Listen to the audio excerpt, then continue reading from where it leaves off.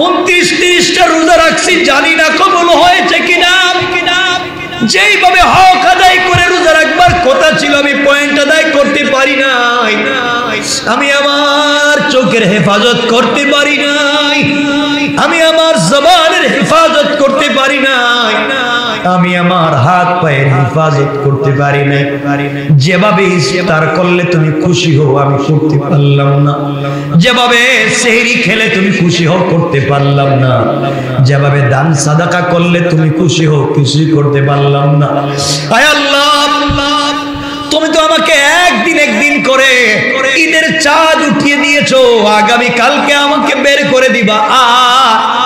ফরজ রোজা রাখবার সুযোগ নাই, আমি চাইলে আগামী কালকে আর রোজা রাখতে পারবো না। আয় আল্লাহ, মেহমান দিয়েছিলাম তোমার কাছ থেকে আবার চলে যাচ্ছে, না জানি আমি গুনাহগার রয়ে গেলাম। আজকে রাত্রে তো শেষ রাত, সবাই চলে যাবে যার যার মতো করে। কত মানুষ, আমার আত্মীয় স্বজন, আমার বন্ধু বান্ধব, আমার পরিচিত জন, কতজন তোমার কাছ থেকে আজকে রাত্রে জান্নাতটা রেজিস্ট্রি করে নিতে পারবে আল্লাহ। কত মানুষ আজকে রাত্রে তোমার কাছ থেকে জান্নাত রেজিস্ট্রি করে নেবে। আল্লাহ রাব্বুল ইজ্জত ওয়াল জালাল বলেছেন, গোলাম রে, এই দুনিয়ার জমিনে বান্দা, দুনিয়ার জমিনে যতগুলা আমলের সুযোগ আছে বান্দারে, দুনিয়ার জমিনে যত আমল করা হয় সব কিছু নির্ধারিত কিছু সওয়াব লিখে দেওয়া আছে, ফেরেশতারা পাঠিয়ে দেয়, ফেরেশতারা লিখে দেয়। আমি আল্লাহ লাইলাতুল কদর নির্ধারিত করে দেই, কে কি করলে তাকে কি দেওয়া হবে লিখে দেই। কিন্তু বান্দা, আমি আল্লাহ রমজান সম্পর্কে কিছু লিখে দেই না, ওই ব্যাপারটা আমি আল্লাহর কাছে রেখে দেই। আল্লাহ রাব্বুল ইজ্জত ওয়াল জালাল বুঝাতে চাইলেন, বান্দারে পেটে ক্ষুধা আছে, পকেটে টাকা আছে, সামনে খাবার থাকবার পরেও যে বান্দা কষ্ট করে খাবার না খেয়ে কষ্ট করে বসে থেকে চোখের পানি ছেড়ে ইফতারের সময় সামনে বসে আমি আল্লাহ রাব্বুল ইজ্জত ওয়াল জালালের নির্ধারিত সময়ের অপেক্ষায় বান্দা বসে বসে চোখের পানি ছেড়ে যখন কান্না করে, আমি আল্লাহর সহ্য হয় না, আমি আল্লাহর ধৈর্য ধরতে পারি না, আমি আল্লাহর বরদাস্ত হয় না। বান্দা সারাদিন না খেয়ে থাকলো, কতগুলা খাবারের সুযোগ থাকবার পরেও খেলো না, দিনের বেলা তার সুগার নীল হয়ে যাচ্ছে, এরপরও খাবার খেতে যাচ্ছে না। ডাক্তার বলেছে আপনি খেয়ে নেন, বান্দা খেতে চায় না, কোন দিন জানি মরে যায়। আল্লাহর হুকুম তো ঠিক মতো পালন করতে পারলাম না, সুযোগ পেয়েছি আর জানি আগামী 45 সালের রমজান পাবো কিনা। আমার জানামতে কত মানুষ দুনিয়ার জমিন থেকে বিদায় নিয়ে চলে গিয়েছে, আগামীতে হয়তো আমিও থাকবো না, আমিও পাবো না। আল্লাহ এই জন্য ডাক্তার বলেছে খাবার খেয়ে নিতে, এরপরও আমি খাই না, রোজা রেখে ফেলেছি যেন আগামীতে না বেঁচে থাকলেও জিন্দেগির শেষ রমজানটা যেন কমপ্লিট রোজা রেখে তোমার কাছে যেতে পারি, তোমার সামনে নিয়ে হাজির হতে পারি। আয় আল্লাহ তাআলা, কষ্ট করে করে হলেও আমি রোজা রাখবো। অনেক আল্লাহর বান্দা আছে রাত্রবেলা ঘুমিয়ে গিয়েছে, সেহরির পরে তার ঘুম ভেঙে গেছে, কিন্তু কিছু খায় না, তার কিছু খাবার মুখে যায় না। আরে আল্লাহ বলেছে টাইম হয়ে গিয়েছে, আর খাওয়া যাবে না। আমি যে সারা রাত্রে খেলাম না, বান্দা চাইলে বলতে পারতো আমি কিছুই খাই নাই, সারাদিন কষ্ট করে থাকতে পারবো না, আমার পেটে ব্যথা হয়ে যাবে, হার্ট কিডনিতে প্রবলেম হবে, আমি খেয়ে নেই। বান্দা চিন্তা করে আল্লাহ বলেছেন রোজা পালন করতে ঘুমিয়ে গিয়েছি, আমি খেতে পারিনি সময় মতো, এই জন্য ঘুমিয়ে গিয়েছি। বান্দা বলে আমিও কিছু খাবো না, না খেয়ে রোজা রেখে ফেললাম। আল্লাহ বলেন বান্দারে ফরজ রোজা রাখবার জন্য রোজা নয়, আমি আল্লাহর হুকুম পালন করবার জন্য, আমার সঙ্গে দেখা করবার জন্য, আমি আল্লাহকে বদলা হিসাবে পাওয়ার জন্য না খেয়ে রোজা রাখলা। বান্দা সারাদিন কষ্ট করেছো, মাথার ঘাম পায়ে ফেলে কাজ করলা, এরপরও পেটের খিদা নিয়া শরীর থেকে ঘাম জড়তেছে, গাছের গোড়ায় বসে বসে তুমি বসে থাকলা, বিশ্রাম নিলা, তাও খাবার খেলা না। বান্দারে এত কষ্ট করে ইফতার পর্যন্ত সময় কাটাইয়া দিলা। আমি আল্লাহ আমার কুদরতের জাত ও সিফাতের কসম করে বলছি বান্দারে, কিয়ামতের দিনে কোটি কোটি মানুষের সামনে তোমাকে দাঁড় করাইয়া তোমার হিসাব নিয়ে আমি কষ্ট দিতে চাইব না।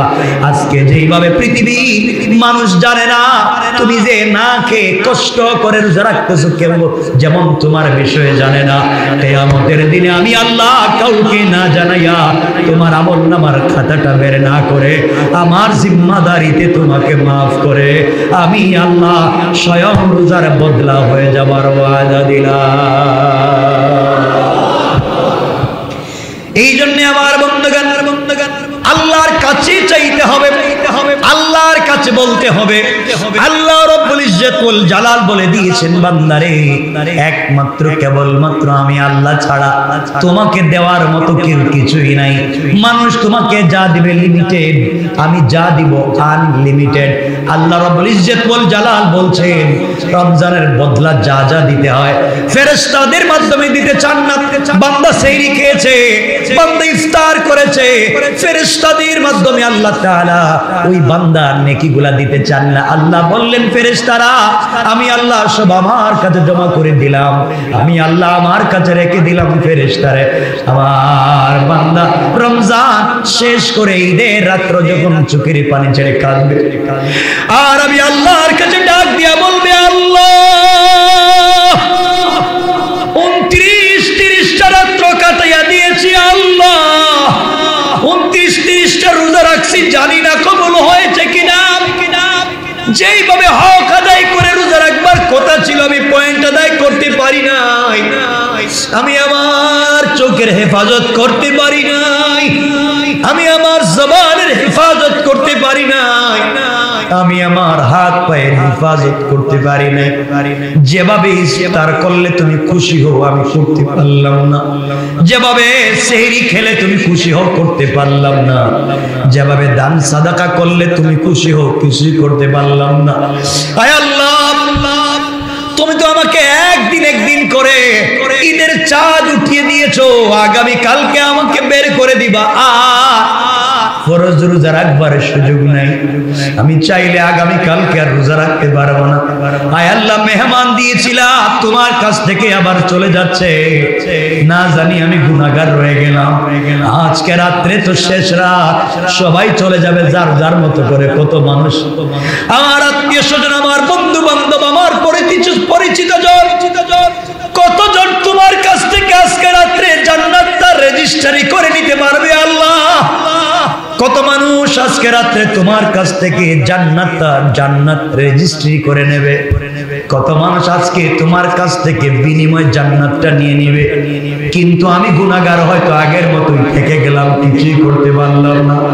আল্লাহ এত মানুষের প্রতি তুমি দয়া করলা, আমার মতো পাগলকে দয়া করলে তোমার কমবে না। বান্দা যখন 30-29তম রাত্র ঈদের রাত্র চোখের পানি ছেড়ে কান্না করে, হাদিসে কুদসিতে আল্লাহ বলেছে সারা মাস যদি আমার বান্দার উপরে আমার রাগ আর গুসা থাকবার কারণে রহমত মাগফিরাত না যাতে ক্ষমা করলাম না, তার কোন আমলকে কবুল করলাম না, সবগুলা ঝুলিয়ে ঝুলিয়ে রেখে দিয়েছিলাম। আর ওই দিন যখন বান্দা হাউমাউ করে বাচ্চাদের মতো কান্না করতে করতে পরিশান হয়ে গিয়েছে, চোখের পানি ছেড়ে দিয়েছে, তার কান্না কোনোভাবে থামে না।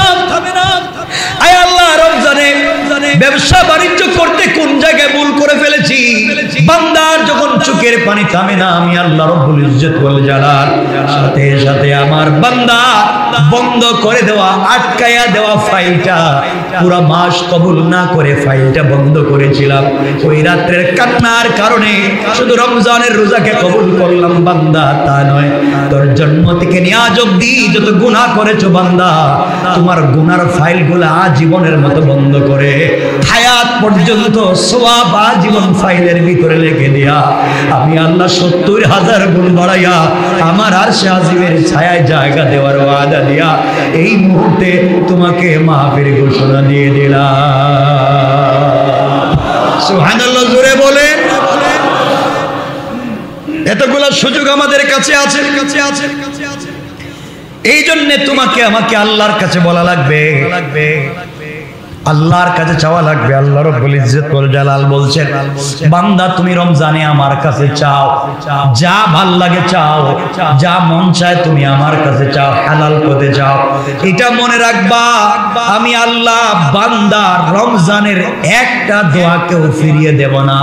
এমনকি যদি অমুসলিমও দোয়া করে, আমি আল্লাহ তার দোয়াকেও দুনিয়ার হালতে কবুল করার ওয়াদা দিলাম।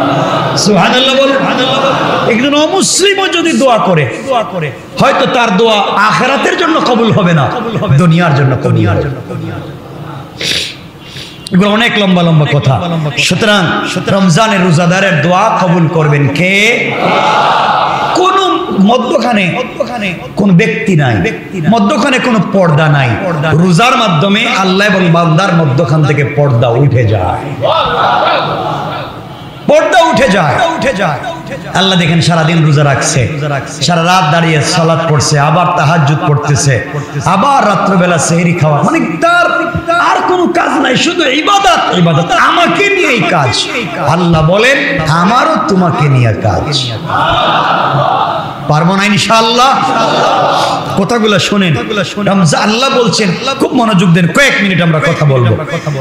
রোজাদারের দোয়া কবুল করেন, তিন দল মানুষের দোয়া কবুল করেন। রাসূল বলেছেন মুসনাদে আহমদের হাদিস, সালাসাতুল্লাহ তুরাদ্দু দাওয়াতুহুম, তিন দল মানুষের দোয়া আল্লাহ কখনো ফিরিয়ে দেন না।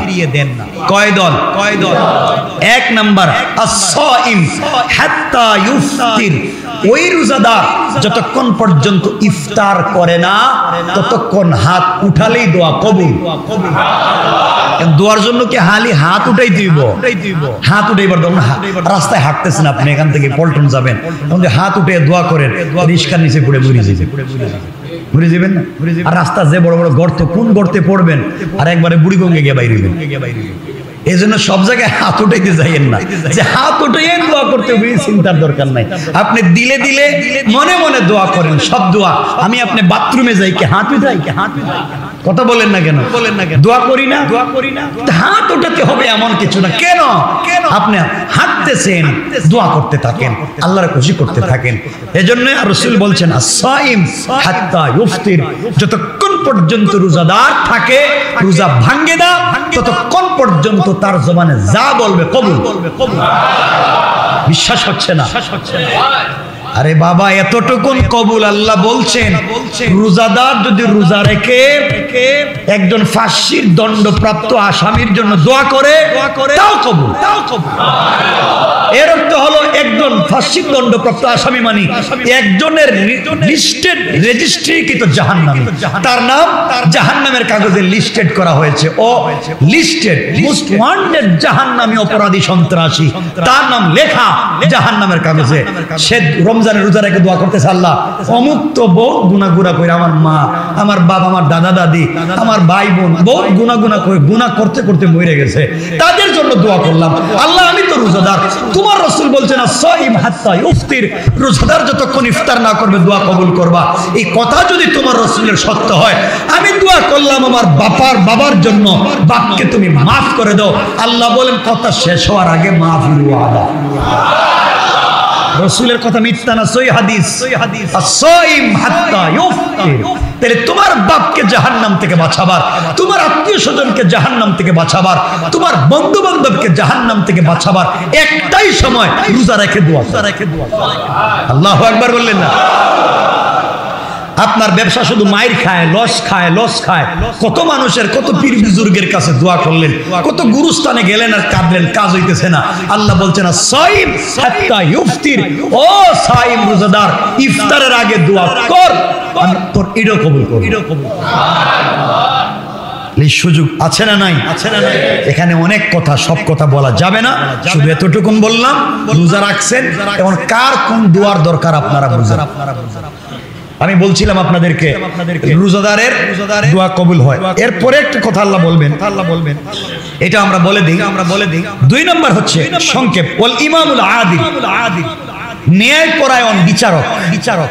ন্যায়পরায়ণ এখন এখানে সবাই তো ন্যায়পরায়ণ বিচার করেন নাকি? জানেন আপনারা, আমি এদিকে বলতেছি না কিছু। আজকে রমজানের রোজা রাখছি সবাই, দেখেন আবার টাকা পয়সা খাইয়া বিচার টিচার করেন না। ন্যায়পরায়ণ বিচারক উনিও আল্লাহ বলছেন ন্যায়পরায়ণ বিচারক শুধু উপর দিকে উঠাইয়া এভাবে চোখ উঠাইয়া বলবে আল্লাহ আমার এটার দরকার, আমি দোয়া করলাম, শুধু বলবে। আল্লাহ বলছেন বলতে কথা বলতে দেরি, কিন্তু তার দোয়া কবুল হতে দেরি হয়। 3 নাম্বার দাওয়াতুল মাজলুম, আর মাজলুমের দোয়া আল্লাহ ফিরিয়ে দেন না।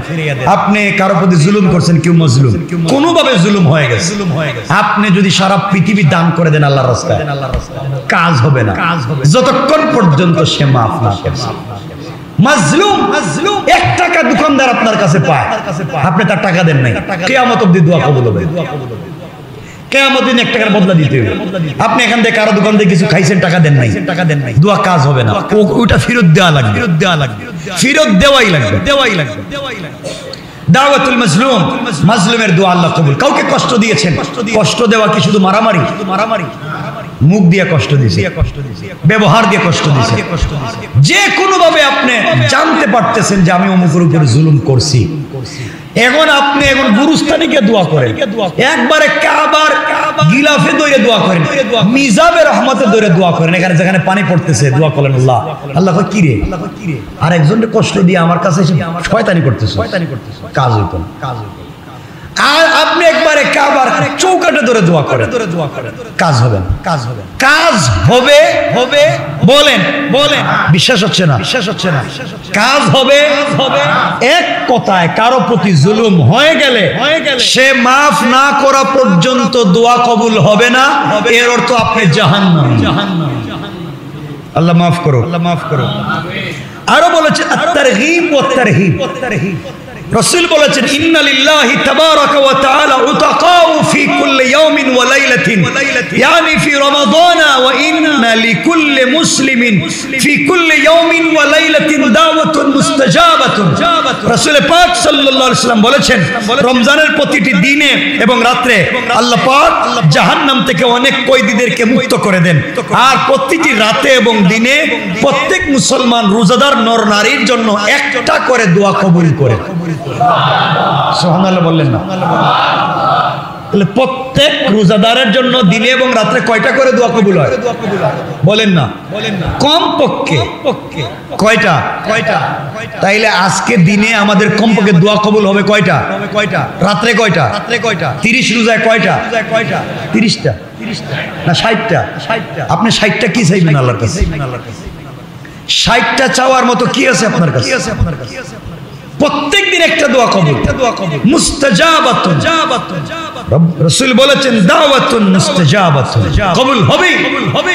তাহলে আপনি 60টা লিস্ট করেন কি কি দোয়া করবেন, 60টা লিখে ফেলান কাগজে, আর প্রত্যেক দিন সব দোয়ার সাথে এটাও করতে হবে, 60টা লিখে ফেলান। বিশ্বাস হচ্ছে না? আর দোয়া কবুল হবে বিশ্বাস হচ্ছে না? কেন লিস্ট করেন না? কেন দোয়া করেন? আমি তাফসীরে বলেছি কোন দোয়া কবুল হবে, এখন তো আর এগুলো আবার বলতে পারবো না, সময় চলে গেছে। তাফসীরে বলে ফেলেছি দোয়া কেমনে করলে দোয়া কবুল হবে, বলে ফেলছি। এজন্য আমরা এভাবে দোয়া করবো তো ইনশাআল্লাহ। বলেন ইনশাআল্লাহ। দোয়া কবুল হয় 3 ভাবে। কয়ভাবে? 3 ভাবে। 1 নাম্বার হলো বান্দা যে জিনিসটা আল্লাহর কাছে চায়, আল্লাহ সেই জিনিসটা সরাসরি তাকে দিয়ে দেন। আল্লাহর কাছে বান্দা চাইলো আল্লাহ আমারে 1 প্যাকেট বিরিয়ানি দিও আজকে ইফতারের সময়। হে দেখলো ইফতারের সময় 1 প্যাকেট বিরিয়ানি পেয়ে গেছে, তাহলে হে যা চাইছে তাই পাইছে, ঠিক না? তাহলে আল্লাহর কাছে যা চাইছে সরাসরি তাই পাইছে। এভাবে দোয়া কবুল হয়। বললাম আমাকে একটা ছোটখাটো, আপনারা নিজের মতো চাইবেন। 2 নাম্বার হইলো বান্দার দোয়া আল্লাহ কবুল করেন, বান্দা যে জিনিসটা আল্লাহর কাছে চায় সে জিনিসটা অন্যভাবে আল্লাহ দেন, তাকে সরাসরি দেন না। এমন একটা জিনিস তাকে দেন যে এই জিনিসের ভিতরে তার চাওয়া জিনিসটাও আছে। যেমন এক ব্যক্তি আপনার কাছে এসে, আপনি এলাকার বড় ব্যবসায়ী, আপনার কাছে এসে বলছে বাবা আমি তো বড় বিপদে আছি, আমার চলে না, আমার বাচ্চা কাচ্চা নিয়ে চলতেছে না, আপনি আমার 100টা টাকা দেন। কয় টাকা? 100টা টাকা দেন, আমি কিছু খরচ করে বাড়িতে নিয়ে যাই।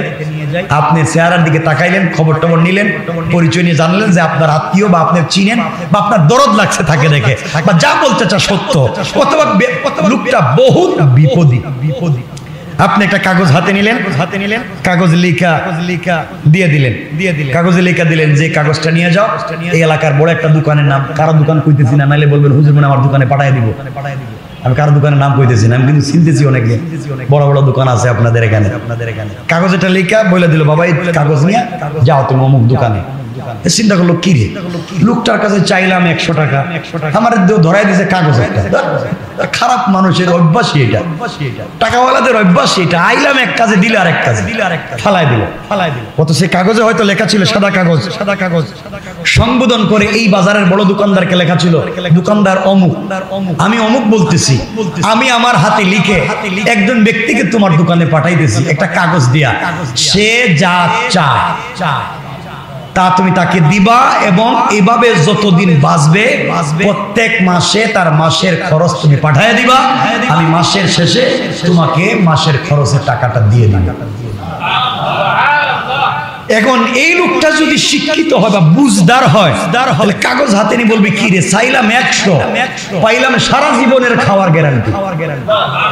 কথা বলেন না কেন? চাইলাম 100 পাইলাম সারা জীবনের খাওয়ার গ্যারান্টি। আর লোকটা যদি না বুঝদার হয়, দূর চাইছি 100 দিছে, কাগজ ফালাই দিছে। তাহলে আল্লাহর কাছে আপনি চাইছিলেন 100 টাকা, আল্লাহ আপনাকে এমন জিনিস ধরাইয়া দিবে যে 100 টাকা তো আছে, 1000 জিনিস আছে। সুবহানাল্লাহ। এভাবে আল্লাহ দোয়া কবুল করতে পারেন। বললাম ছোট করে। 3 নাম্বার, এটাকে আরেকভাবে বলা যায়। এখন এগুলা বলতে আমাদের 2-3 মিনিট সময় বেশি গেলে কষ্ট হবে না তো? আজকে রমজান মাস 2-3 মিনিট আপনাদের, আমরা না অনেকের থাক, তাইলে আমরা তাফসিরে এর থেকে আলোচনা করব না, জুমা দেরি হয়ে যায়। আমরা তাফসিরে এর থেকে আমরা আলোচনা শুরু করব ইনশাআল্লাহ। আল্লাহ যেন আমাদেরকে কবুল করেন। সকলে বলেন আমিন, সবাই বলেন আমিন। আমরা একে অপরের জন্য দোয়া করব। আর আজকে এখানে আমি জুমার নামাজের পরে তাফসিরে বসবো।